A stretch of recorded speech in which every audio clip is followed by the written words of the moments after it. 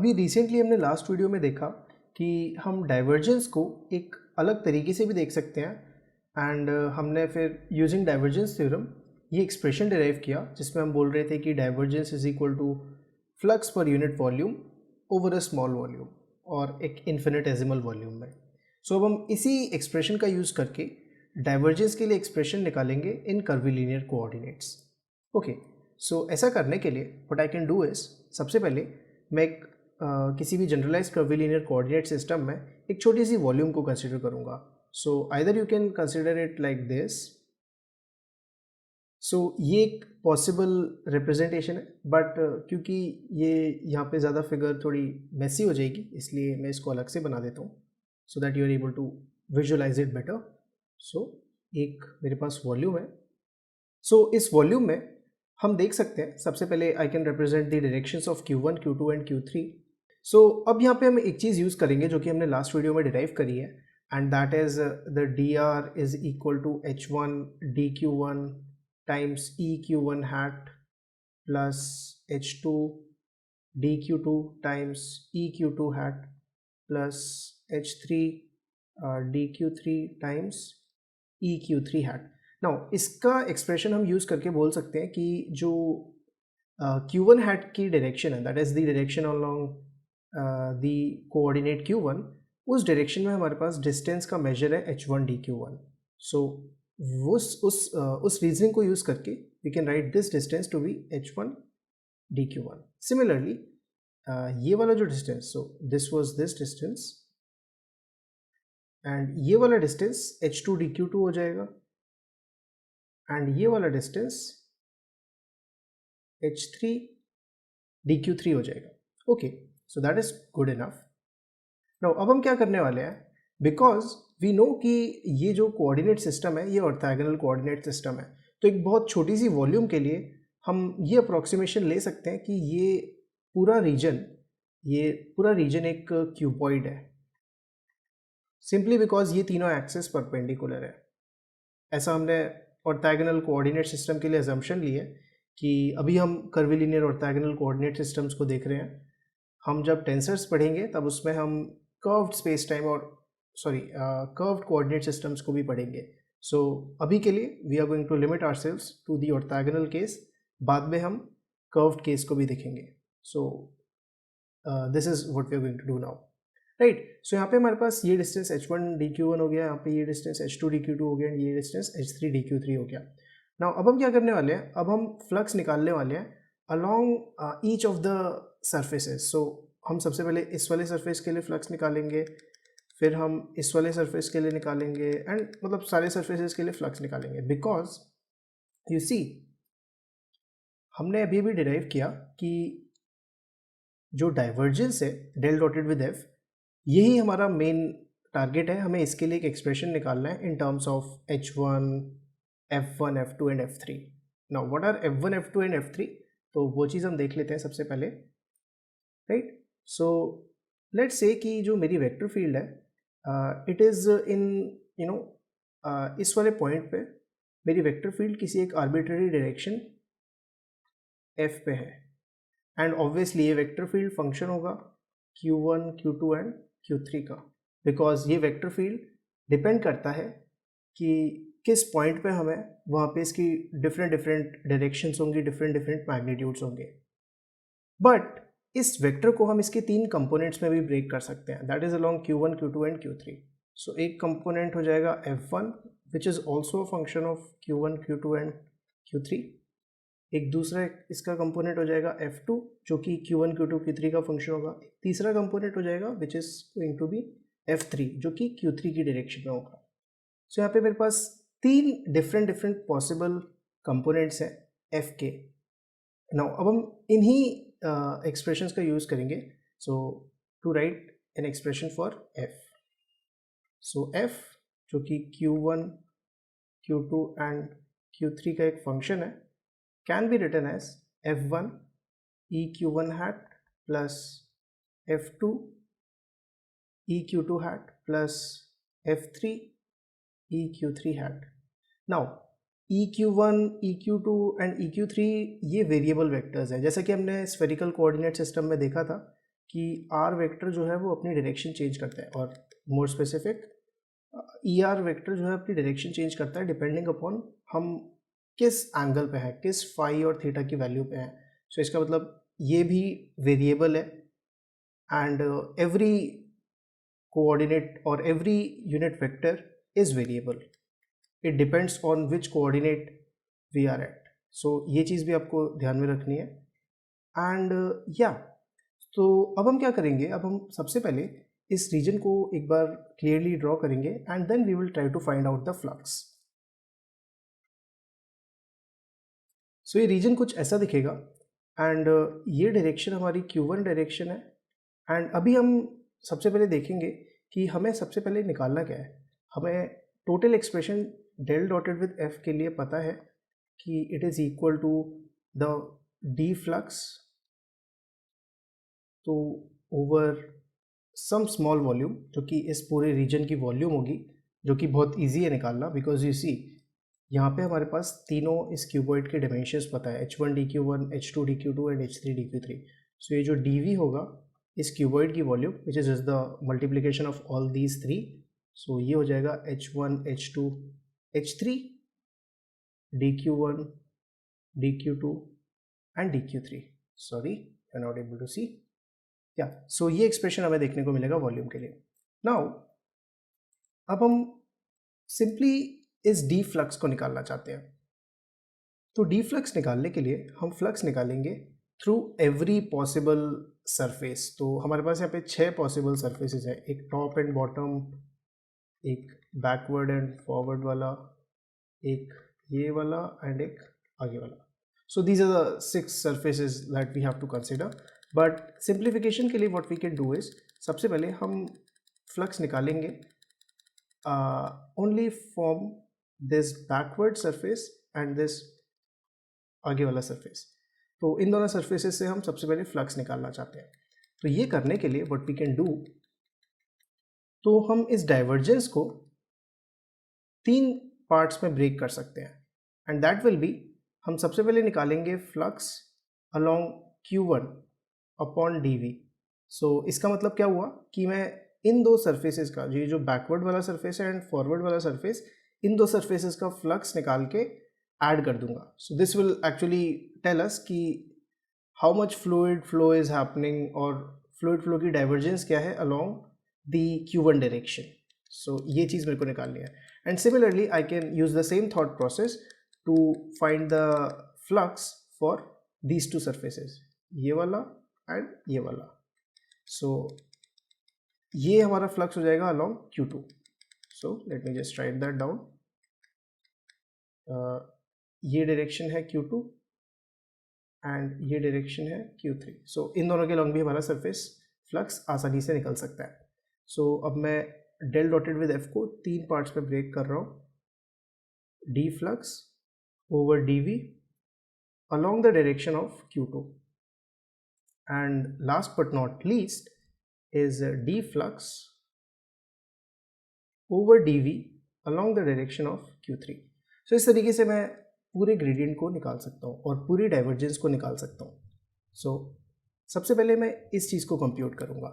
Okay, so सबसे पहले we can start with this surface, and हम कंसीडर करेंगे इस वाले सरफेस के लिए कि let's say that the vector field is arbitrary pointing in some arbitrary direction.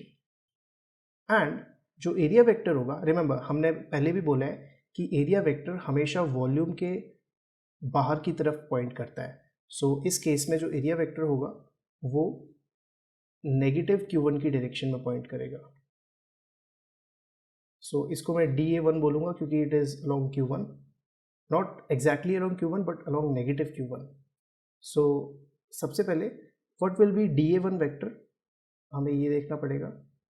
So DA1 vector, so इसके लिए what we can do is, DA1 vector के लिए we have to find the area of this surface. तो वो हम ध्यान से देख सकते हैं यहाँ पे कि एक डायरेक्शन है H3 dQ3 और एक एंड दूसरा डायमेंशन है हमारे पास H2 dQ2.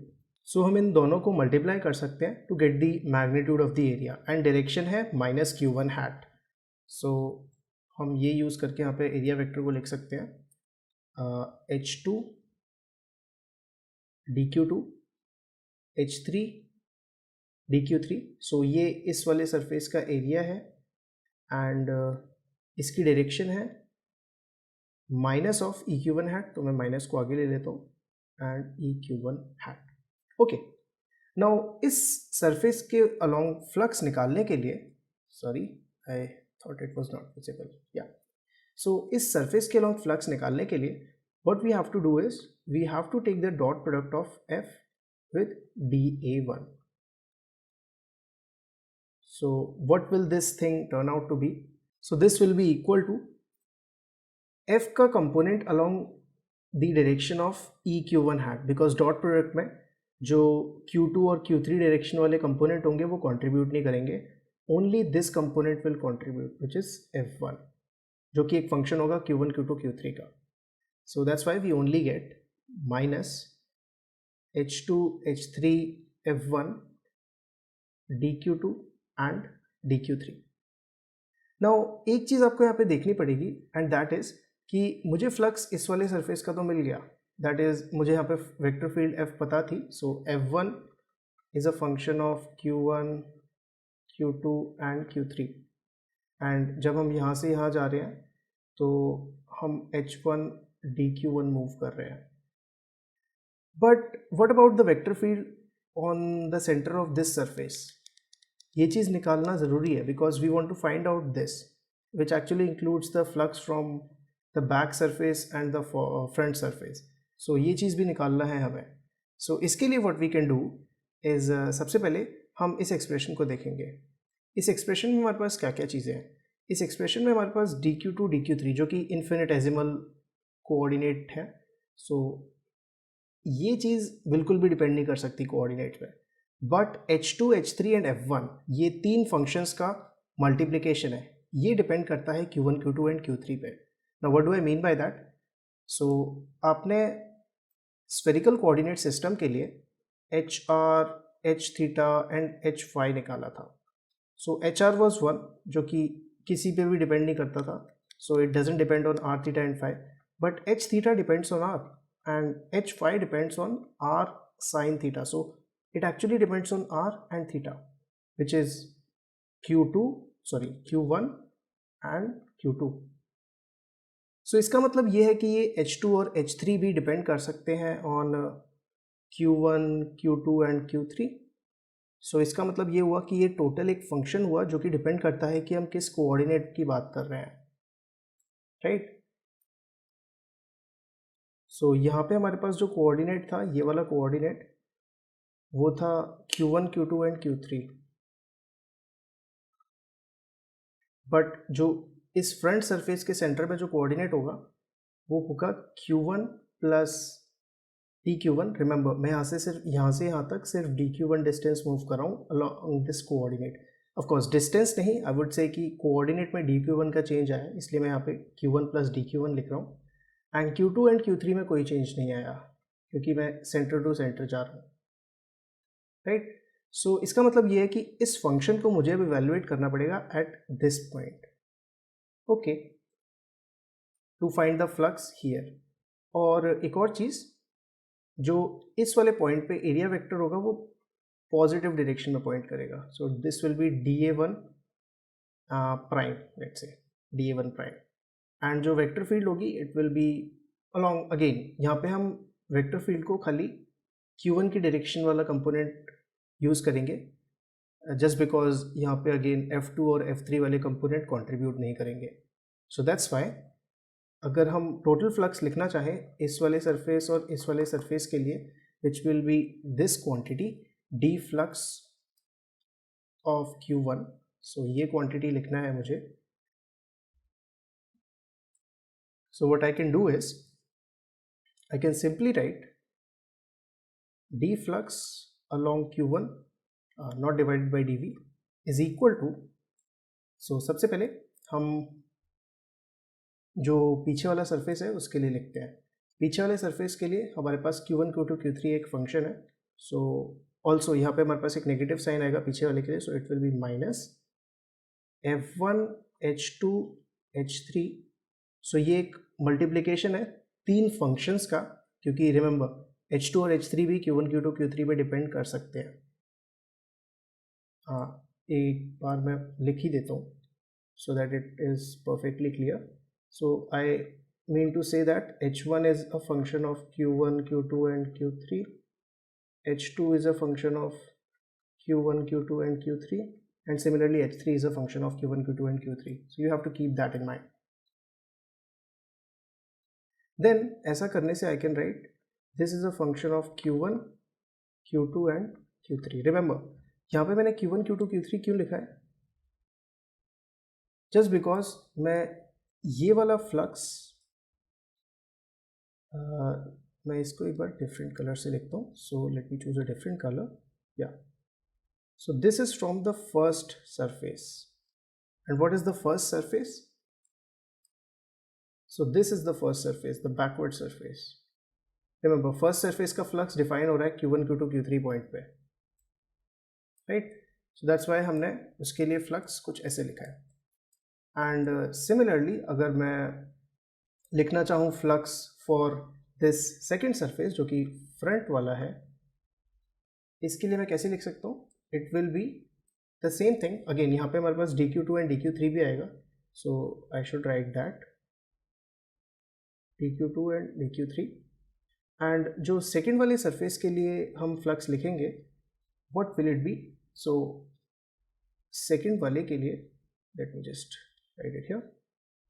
For second surface हमारे पास फ्लक्स का एक्सप्रेशन होगा F at Q1 Q2 Q1 plus dQ1 comma Q2 comma Q3 and again dotted with dA.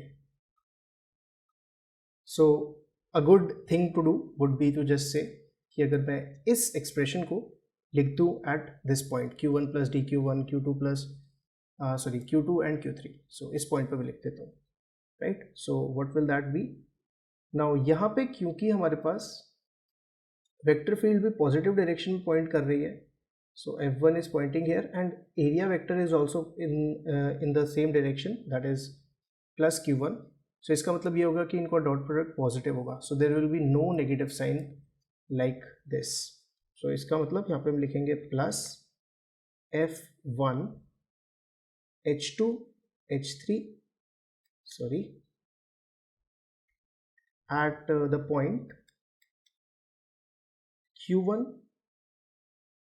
plus dQ1 comma Q2 comma Q3, right? and इसको जब मैं multiply करूँगा with dQ2 and dQ3, I will get the flux through the second surface that I talked about. So this is the flux through the second surface, which is this. Now अब अगर मैं इन दोनों को add करूँगा, I will get the flux along Q1, which is this quantity that we are looking at. Okay, तो उसको भी हम लिख देते हैं. So let's write it. D flux along Q1 direction is going to be, so यहाँ से हम dQ2 और dQ3 को कॉमन ले सकते हैं. So let's see, dQ2 dQ3 and then हमारे पास यहाँ पे बेसिकली फंक्शन सेम है but it is evaluated at two different points. So let's say कि मैं एक फंक्शन बोल रहा हूँ which is f of Q1 Q2 and Q3 and it is equal to F1 H2 H3. So ये मेरे पास फंक्शन है, राइट? नाउ ये F1 eight Q1 Q2 Q3, H2 eight Q1 Q2 Q3, H3 eight Q1 Q2 Q3. तो इन तीनों functions का multiplication एक नया फंक्शन मैं F1 के नाम से डिफाइन कर रहा हूँ, right? So it can be done easily. इसका मतलब ये हुआ कि मेरे पास फंक्शन F1 पहले तो हमारे पास पॉजिटिव के लिए डिफाइंड है at Q1 plus dQ1 comma Q2 comma Q3 minus the same function defined at Q1, Q2 and Q3, right. तो अब यहाँ पे इस चीज़ को I can actually simplify very easily. Now simplify कैसे करेंगे? Well, if you remember a little bit of multi variable calculus, then हमें पता है कि अगर मैं इसको डिवाइड करूँ बाय dq1 एंड मल्टीप्लाई करूँ dq1 से, and now because this dq1 is infinitesimal, so this is infinitesimal,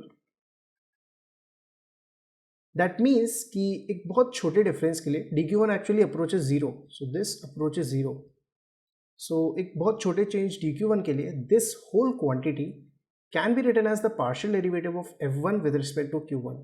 इसका मतलब ये हुआ कि यहाँ पे मैं सिर्फ q1 को चेंज कर रहा हूँ, q2 q3 are remaining constant, so that's why we say कि d flux along q1 is dq2 dq3, and यहाँ से हम dq1 को भी आगे शिफ्ट कर सकते हैं, times the partial derivative of f1 with respect to q1।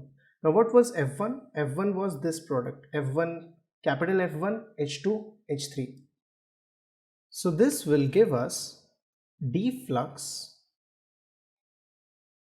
along q1 being equal to dq1, dq2 and dq3 times partial of q1, partial with respect to q1 of f1 h2 h3, f1 h2 h3। now notice हमें अभी निकालना था d flux along q1 over dv, so this is the part that will contribute towards the divergence, so इसको हमें divide भी करना पड़ेगा dv से। now if you remember the expression for dv was where is it? Yeah, here it is. It is h1 h2 h3 times dq1 dq2 and dq3, so let me just write it down.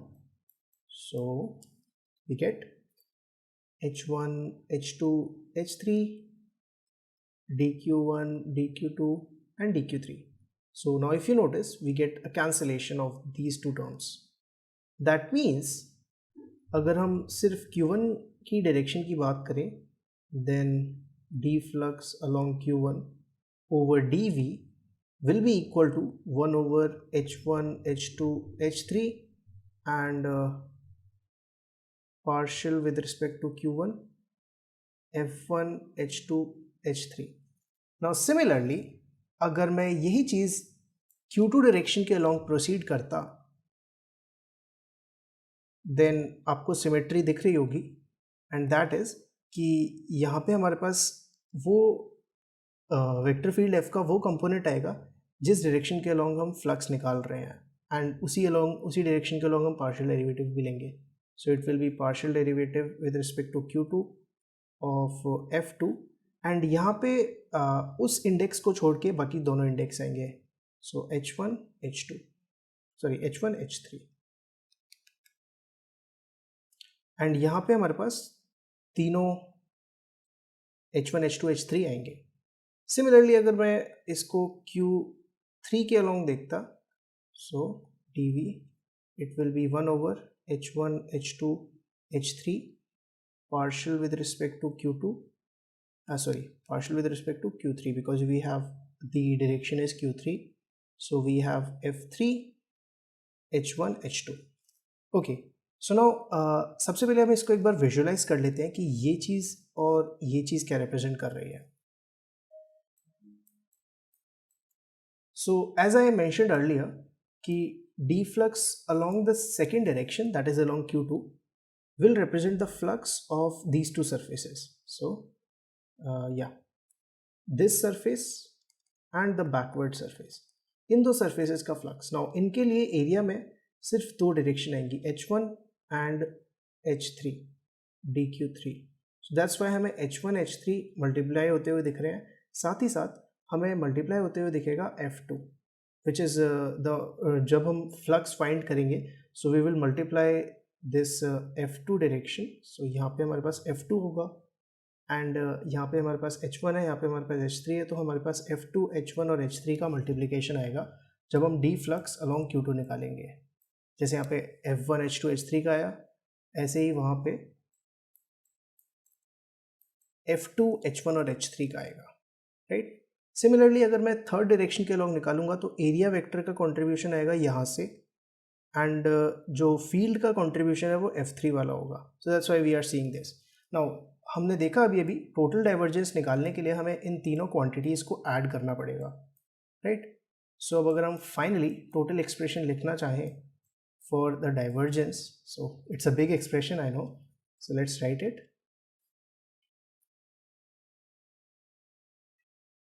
Del dotted with F is equal to, so 1 over H1, H2, H3 is common in all three.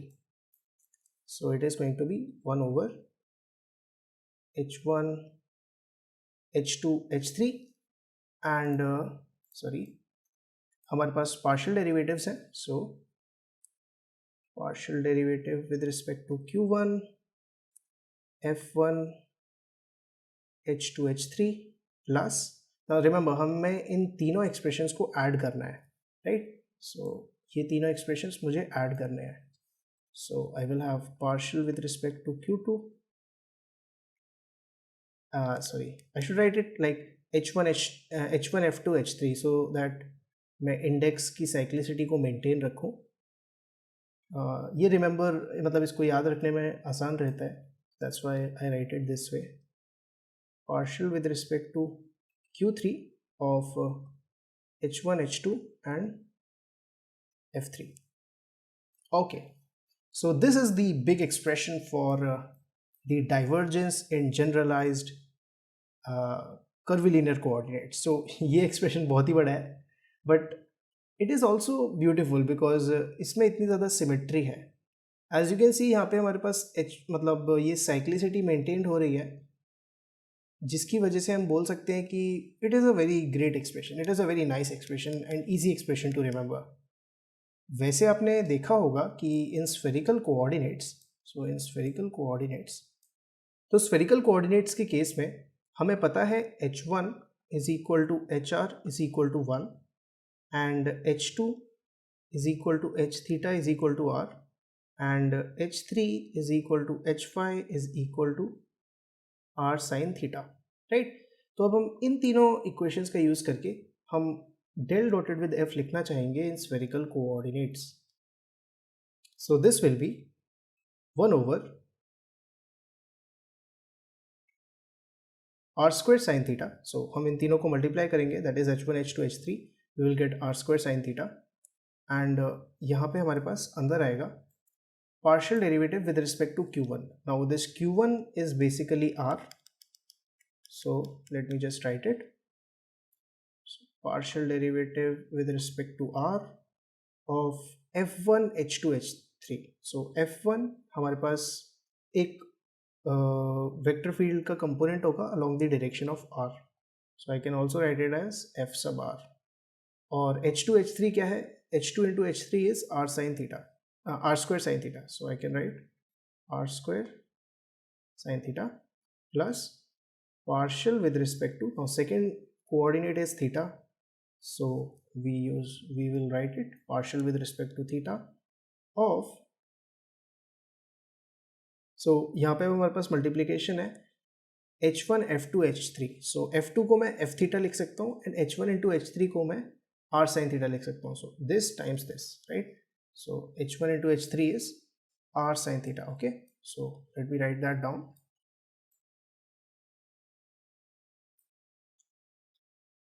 R sin theta, F theta, and finally the last thing that we can see is partial with respect to phi. So यहाँ पे हमारे पास H1 into H2 है, so H1 into H2 as you can see is simply R times F sub phi. और इस expression को अगर हम more general form में लिखें, जो कि यूजुअली आपने टेक्स्ट बुक्स में देखा होगा, सो यहाँ पे अगर हम देखें तो sine theta can go out because ये आर पे डिपेंड नहीं करता, so we will have 1 over R square partial by partial R square FR plus यहाँ से हमारे पास R बाहर आ सकता है because it doesn't depend on theta, So we will have 1 over r sin theta partial by partial theta of sin theta f theta plus, now lastly यहाँ पे हमारे पास r doesn't depend on phi, so इसको हम बाहर ले सकते हैं and this will contribute 1 over r sin theta, right? So 1 over r sin theta partial f phi with respect to phi.